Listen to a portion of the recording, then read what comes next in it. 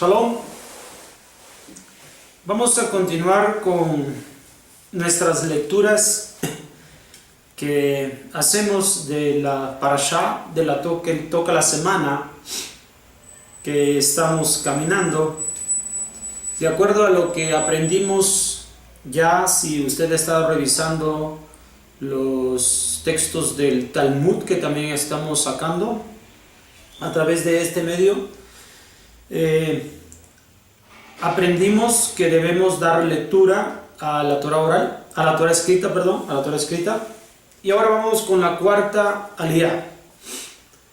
Dice el capítulo 14, versículo 1, y vamos a llegar hasta el versículo 20. Sucedió en los días de Amrafel, rey de Shinar, Arioch, rey de Elazar, Kedor Laomer, rey de Elam, y Tidal, rey de Goim, que ellos hicieron guerra contra Bera, rey de Sedón, Birsha, rey de Amorá, Sinab, rey de Adma, Shemeber, rey de Seboim, y el rey de Bela, el cual es Zohar. Todos estos se juntaron en el valle de Sidim, que es el mar salado. 12 años estuvieron sirviendo como vasallos a Kedor Laomer, pero se estuvieron 13 años en rebelión. Y en el 14º año vino Kedor Laomer, y los reyes que estaban con él derrotaron a los Refaim en Ashterot Karnaim, a los Susim en Ham, y a los Emim en Shabé Kriataim, y al Jorí en Jareram Seir, hasta el Param que está junto al desierto. Luego regresaron y vinieron a En Mishpat, que es Kadesh, y derrotaron a todo el campo del Amalequí, como también al Emorí, que habita en Hatzetzon Tamar. Entonces salió el rey de Sedom, el rey de Amorá, el rey de Adma, el rey de Seboim y el rey de Bela, que es Zohar, y les presentaron batalla en el valle de Sidim contra Kedor Laomer, rey de Elam, Tidal, rey de Goim, Amrafel, rey de Sinar, y Arioch, rey de Elazar. Estos 4 reyes contra 5. En el valle de Sidim había muchos pozos de betún, y oyeron el rey de Sedom y el de Amorá, pero cayeron allí, mientras que los restantes hacia el monte huyeron. Entonces tomaron todas las riquezas de Sedom y Amorá y todos sus alimentos y se fueron. Tomaron a Lot y a su riqueza, que era hijo, hermano de Abraham, y se fueron. Él estaba habitando en Sedom. Vino el salvado y le relató a Abraham, el hebreo, quien estaba residiendo en el llano de Mambré, el Emorí, el hermano de Eshcol y hermano de Aner. Estos eran aliados de Abraham. Cuando oyó Abraham que había sido capturado su hermano, aprontó a sus discípulos nacidos en su casa, 318, y los persiguió hasta Dan y dividió sobre ellos en la noche él y sus siervos. Los derrotó y los persiguió hasta Jobá, que se encuentra en el norte de Damesec, y devolvió toda la riqueza. También a Lot su hermano y su riqueza devolvió, y también a las mujeres del pueblo. Entonces salió el rey de Sedom a su encuentro después de que volvió Abraham de derrotar a Kedor Laomer y a los reyes que estaban con él en el valle de Shabé, que es el valle del rey. Y Malquitzedek, rey de Shalem, sacó pan y vino. Él era Cohen de Elohim Altísimo, y bendijo a Abraham y dijo: bendito sea Abraham por Elohim Altísimo, dueño de los cielos y la tierra, y bendito sea Elohim Altísimo que entregó sus enemigos en tu mano. Entonces Abraham le dio el diezmo de todo. Bien, esto es lo que dice la cuarta lectura, y habla acerca de esta guerra que se enfrentarán 4 reyes contra 5. Primeramente habían vivido en alianza por 12 años y 13 años estuvieron resistiendo, tratando de zafarse del yugo, hasta que finalmente en el año 14 de estar buscando la libertad, la alcanzan, y quien sale afectado es Sedom y Amorá, el lugar en el cual vivía Lot.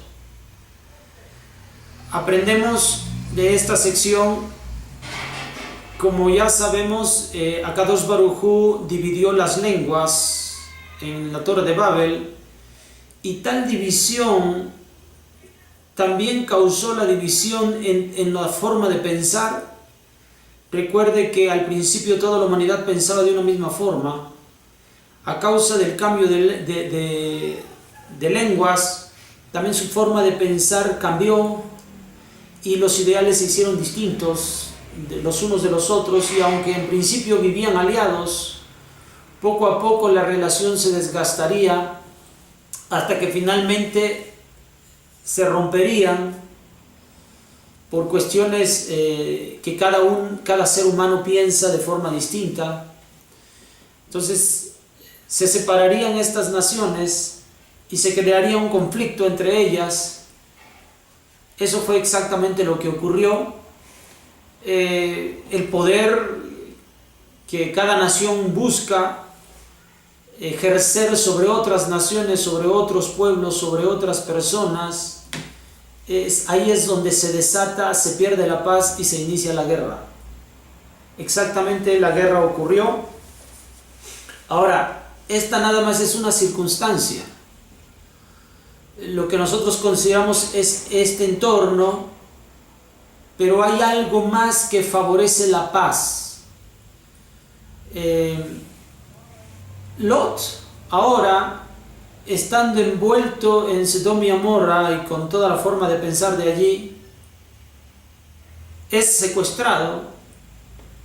Una persona que se salva de la guerra, de la destrucción, encuentra a Abraham y le hace saber que Lot ha sido secuestrado. Abraham arma a sus siervos, va a la pelea contra estos 4 pueblos, los derrota y recoge el botín, una gran riqueza. Una vez que vuelve con la riqueza en él consigo, va a encontrarse con Melquisedec. Melquisedec es el sacerdote del Dios Altísimo, del Elohim Altísimo. Hay un intercambio de bendiciones.